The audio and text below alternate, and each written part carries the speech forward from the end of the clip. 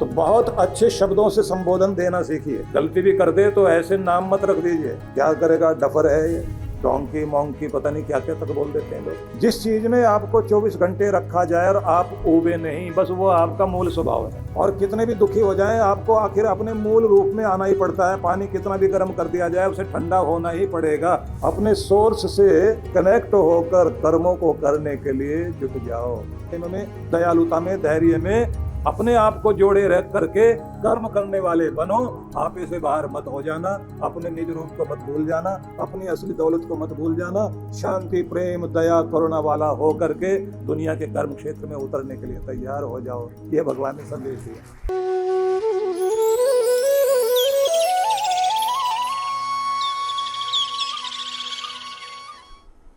तो अर्जुन को सामने कृष्ण भगवान ने एक शब्द दिया, धनंजय, धनों को जीतने वाले,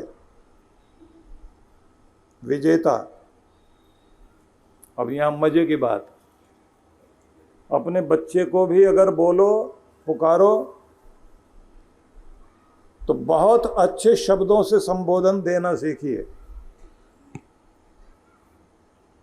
उसे गलती भी कर दे तो ऐसे नाम मत रख दीजिए, क्या करेगा डफर है ये, डोंकी मोंकी, पता नहीं क्या क्या तक बोल देते हैं लोग।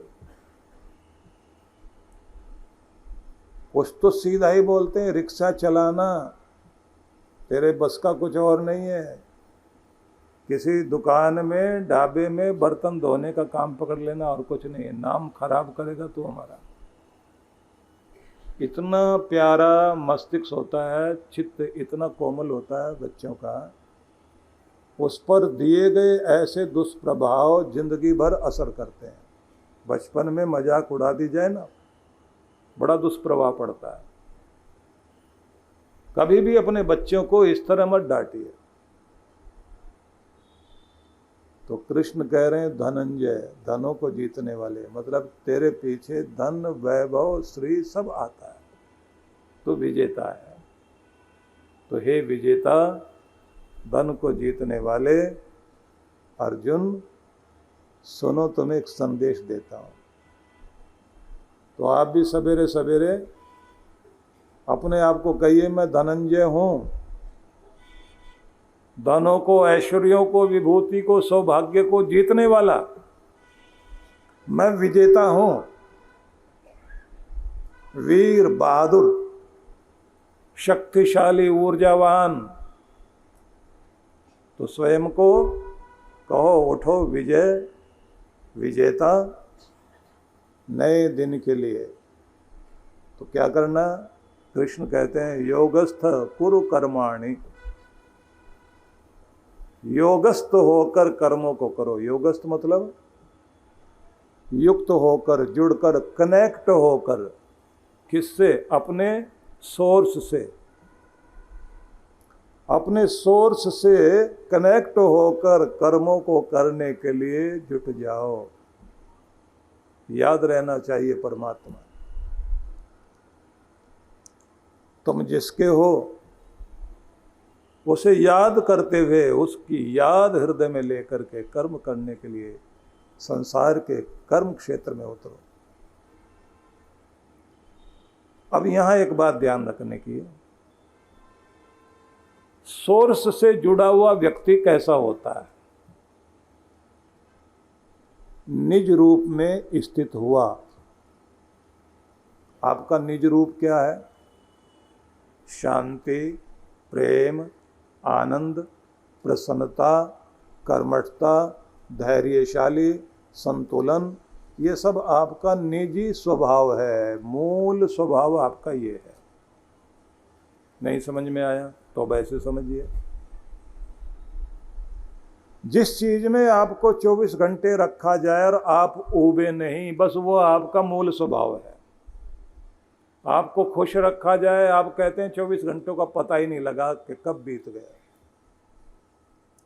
और कितने भी दुखी हो जाएं, आपको आखिर अपने मूल रूप में आना ही पड़ता है। पानी कितना भी गर्म कर दिया जाए, उसे ठंडा होना ही पड़ेगा। असली रूप में आना ही पड़ेगा। आपका असली रूप दुखी रहना, गुस्सा करते रहना, रोते धोते रहना, यह आपका असली रूप नहीं। आखिर शांति में लौटना पड़ता है, प्रसन्नता में लौटना पड़ता है, खुशी में लौटना पड़ता है। जब तक नहीं लौटोगे तब तक चैन मिलेगा नहीं। ये आपका निज रूप है, ये है आपका सोर्स से जुड़े रहना कि आपने खुशी में, प्रसन्नता में, आनंद में, प्रेम में, दयालुता में, धैर्य में अपने आप को जोड़े रह करके कर्म करने वाले बनो। आपे से बाहर मत हो जाना, अपने निज रूप को मत भूल जाना, अपनी असली दौलत को मत भूल जाना। शांति, प्रेम, दया, करुणा वाला हो करके दुनिया के कर्म क्षेत्र में उतरने के लिए तैयार हो जाओ। ये भगवान ने संदेश दिया। तुम्हारी प्रसन्नता कहाँ खो गई? हे विजय, प्रसन्न होकर खुश रहते हुए काम में लगिए, क्योंकि जिंदगी आज में है, कल में नहीं। जिंदगी आज में है, कल में नहीं। जो बीत गया कल वो लौटेगा नहीं, और जो आने वाला कल है वो अभी आया नहीं। तो जिंदगी ना तो आने वाले कल में, ना बीते हुए कल में, जिंदगी अब में, अभी में है। इसको जीना सीख जाओ। कल का पता नहीं हो ना हो, जो बीत गया वो तो लौटना नहीं है। इसलिए एक एक लम्हे में आनंदित, प्रसन्न होकर अपने सोर्स से, अपने स्वरूप में स्थित होकर कर्म करने वाले बनो। और इसका एक अर्थ और भी है, जहाँ से ये सारी चीज़ें मिलती हैं तुम्हें, उससे जुड़े रहो। अब इसको भी समझना। सोर्स से जुड़ा रहता है पेड़ तो हरा भरा रहता है, लेकिन गीता में ही एक बात और समझाई कि एक पेड़ और उल्टा पेड़ है, वो है मनुष्य। वेदों में तो बिल्कुल ये भी कहा गया है, एक ऐसा पेड़ है जो उल्टा है, हरा भरा है, चलता फिरता है। बताओ कौन सा है? तो फिर वहीं उत्तर दिया, वो कोई पेड़ और नहीं है, इंसान ही वो पेड़ है। तो समझाया गया, जहाँ से हमारी जड़ें हैं, पेड़ की जड़ें नीचे, हमारी जड़ें ऊपर, सिर ऊपर है, ऊपर से खाते हैं। नीचे हमारी शाखाएं, हाथ पांव। तो सिर हमारा यहाँ है सहस्रार चक्र, ये रिसीवर और ट्रांसमीटर है हमारा, जहाँ से हमारी संवेदनाएं, हमारी भावनाएं बाहर जाती हैं और यहीं से कैच भी करते हैं हम लोग। तो कहते हैं ऊपर तुम्हारे जड़ें हैं, ऊपर वाले से जुड़े रहो। जुड़े रहोगे तो हरे भरे रहोगे। योगस्थ कुरु कर्माणि, योगस्थ होकर कर्म करने वाले बनो। क्योंकि जुड़े रहोगे तो हरे भरे रहोगे, और अगर नहीं जुड़े रहोगे तो ये दुनिया थोड़ी थोड़ी देर के बाद अपना प्रभाव तुम्हारे ऊपर छोड़ेगी। पानी का स्वभाव तो ठंडा रहना है, आग को बुझा देने का स्वभाव है, लेकिन दोस्ती हो जाएगी आग से तो वो आग का स्वभाव सीख लेगा। उबल गया, भाप बन गया, अब वो भी जलाने का काम कर रहा है, जिसका काम जले हुए को भी ठीक करना, ठंडक देना। दोस्ती के कारण, संगति के कारण उबला हुआ पानी, भाप बना हुआ पानी जलाने का काम कर रहा है। तो आप भी वैसे हो नहीं जैसे हो गए हो, ये तो संगति के कारण है। तो जिसके संग से जुड़ करके आपके जीवन में शांति, प्रेम, आनंद, खुशहाली आएगी, वो तो परमात्मा है, उससे जुड़ो, इस दुनिया से नहीं। जिंदगी है साहिब, छोड़कर चली जाएगी। जिंदगी है साहिब, छोड़कर चली जाएगी। मेज पर रखी होगी तस्वीर, मेज पर रखी होगी तस्वीर, और कुर्सी खाली रह जाएगी। एक तस्वीर लगी हुई होगी, यहाँ बैठा करते थे, कुर्सी खाली पड़ी है। टेबल पर रखी हुई है तस्वीर, बैठने वाला, उसकी कुर्सी खाली पड़ी है, दूसरा बैठने वाला आ रहा है। तो जिंदगी है साहेब छोड़ के चली जाएगी। मेज पर रखी रह जाएगी तस्वीर और कुर्सी खाली रह जाएगी। जब तक जिंदगी है इसका उपयोग करिए। जिनसे जुड़ रहे हो उनसे जुड़कर कोई भला होने वाला नहीं, जिससे जुड़कर तुम्हारा भला होगा वो तो परमात्मा ही है। तो कहा गया उससे जुड़े रहो और फिर कर्म करने वाले बनो।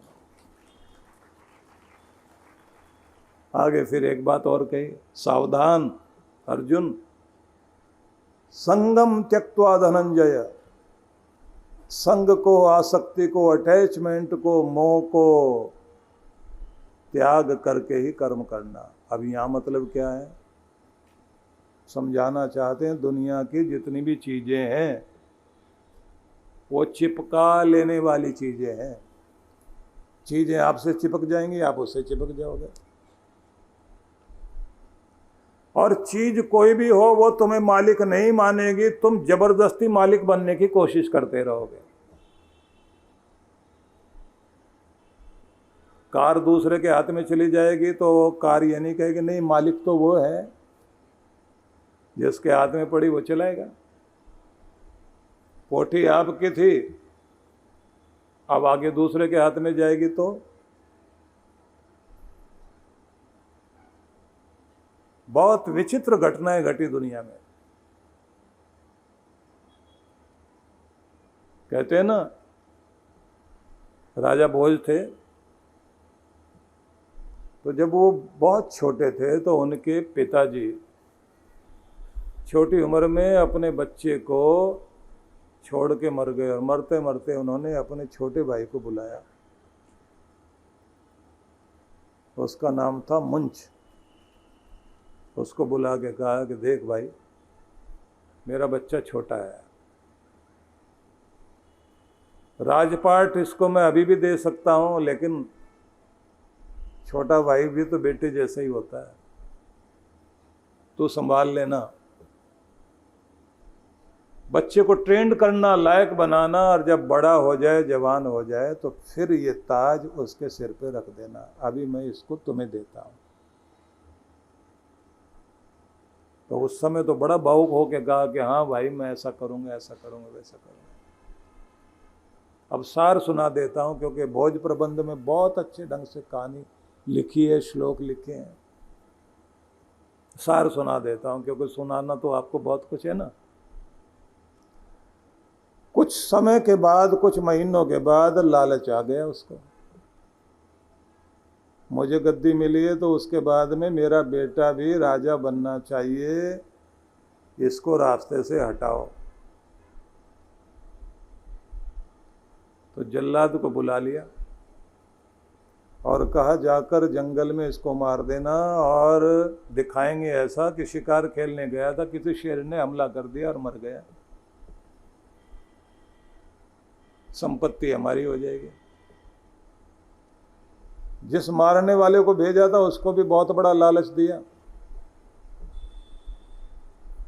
जंगल में जाकर उस हत्यारे ने कहा कि राजकुमार, तुम्हें देख करके दया बहुत आती है, क्योंकि मेरे घर में भी तुम्हारे जैसा ही एक बेटा है,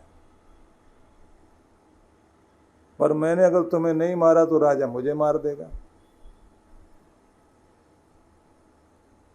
तो उसने कहा कि मारना क्यों चाहते हैं? बोले जमीन जायदाद, राज सत्ता, इसके लिए कितना कितना खून खराबा करता है आदमी।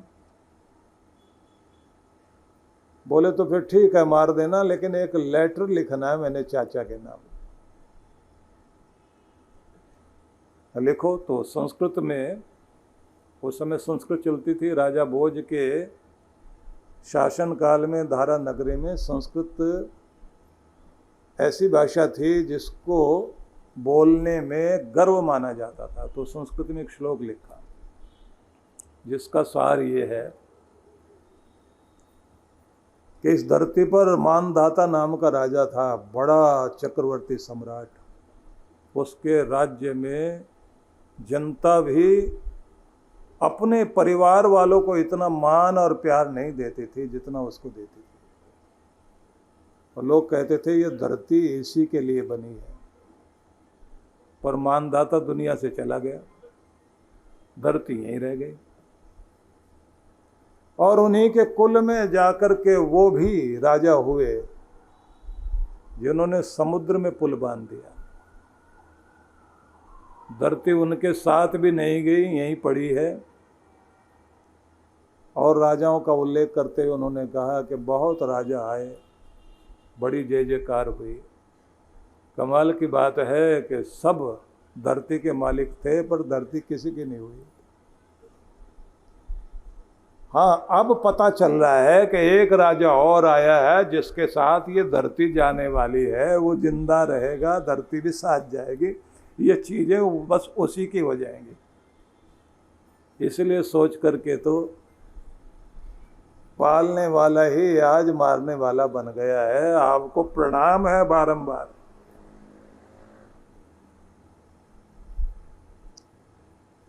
अब पत्र पढ़ने के बाद उस मारने वाले के अंदर भी दया आ गई। उसने कहा, राजकुमार तुम जाओ, मैं तुम्हें छिपने का और तुम्हारी व्यवस्था करता हूँ। और उसने एक किसी जानवर को मार के उसकी आंख लेके और उसको दिखा दिया कि ये हिरन वगैरह था, कि ये उस बच्चे की आंखें हैं। अच्छा, रोया था क्या? बोले नहीं, रोया नहीं था। कुछ बोला उसने? बोले एक लेटर लिख रहा था, वो ले लीजिए आप। उसने पढ़ा, पढ़ने के बाद ऐसा असर हुआ, दिल को झकझोर गया कि छोटी सी तो जिंदगी है, इतना यूज भी नहीं कर पाओगे जितना तुम्हारे पास है। उसके बाद भी आदमी ऐसा प्रबंध करना चाहता है कि बरसों बरसों तक सब उसका हो जाए। बड़े बड़े राजा महाराजा आए, ये संपत्ति, ये दौलत, ये जमीन कभी किसी की नहीं हुई। तुम सोचते हो शायद तुम्हारे साथ सब कुछ चला जाएगा। एक एक लाइन को बार बार पढ़ा और रोना शुरू कर दिया, और फिर रोते रोते जमीन पर गिर पड़ा। और फिर उस मारने वाले वधिक से, जल्लाद से कहा कि तू मुझे वहीं ले चल और वहीं जाके मेरा भी कत्ल कर दे। तो उसने कहा, हुजूर माफ़ करना, मैंने उसको मारा नहीं, क्योंकि जो हालत आपकी हुई है वही मेरी भी हुई। और मैं भी क्या करता, मेरा भी बेटा उतनी ही उम्र का है। उसे देखते ही मुझे लग रहा था कि मैं क्या करने लगा। मुंच चले गए जंगल में तपस्या करने और उस बच्चे को ला करके गद्दी पर बैठाया। हृदय परिवर्तित हो गया। लेकिन इस दुनिया की हर चीज इतनी चिपकने वाली है आदमी के साथ, एक छोटी सी सुई में भी हमारे प्राण बस जाते हैं, वस्तु में प्राण बस जाते हैं। आदमी इतना विचित्र है कि ट्रेन में भी बैठा होगा तो वहां से अगर बाथरूम भी जाएगा तो ट्रेन में जिस सीट पे बैठा था वहां रुमाल रख के जाता है। अब कोई दूसरा आदमी आ जाए और आकर के उसका रुमाल तो उठा के पॉकेट में डाल ले और वहीं बैठ जाए तो फिर झगड़ा शुरू। सीट मेरी थी, मैंने यहाँ रुमाल रखा हुआ था। अब दूसरा झगड़ा करता, तू लाल किले पे जाके रुमाल रख दे, तेरा हो जाएगा क्या?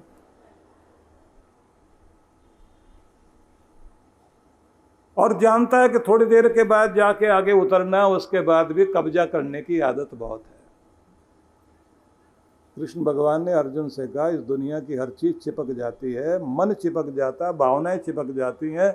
अगर कर्म करना चाहता है तो मोह से और आसक्ति से ऊपर उठ करके अपना कर्तव्य निभाता जा। कर्म करने वाला बन, लेकिन मुझसे जुड़ा रहे, भगवान से जुड़ा रहे। ये सब चीजें तुम्हें यूज करने के लिए मिली हैं। दिल्ली, पंचकुला और मेरठ में सनातन संस्कृति जागरण महोत्सव की दिव्य गूंज के बाद अब वही आध्यात्मिक ऊर्जा पहुंच रही है देवभूमि हिमाचल प्रदेश में। जल्द ही हिमाचल की पवित्र वादियों में गूंजेगा भक्ति, ज्ञान और सनातन संस्कृति का संदेश। 10 गुरुकुल एवं 108 बाल संस्कार केंद्रों की स्थापना के पावन उद्देश्य से हम जन जन तक यह संदेश पहुंचाना चाहते हैं कि हमारी संस्कृति ही हमारी पहचान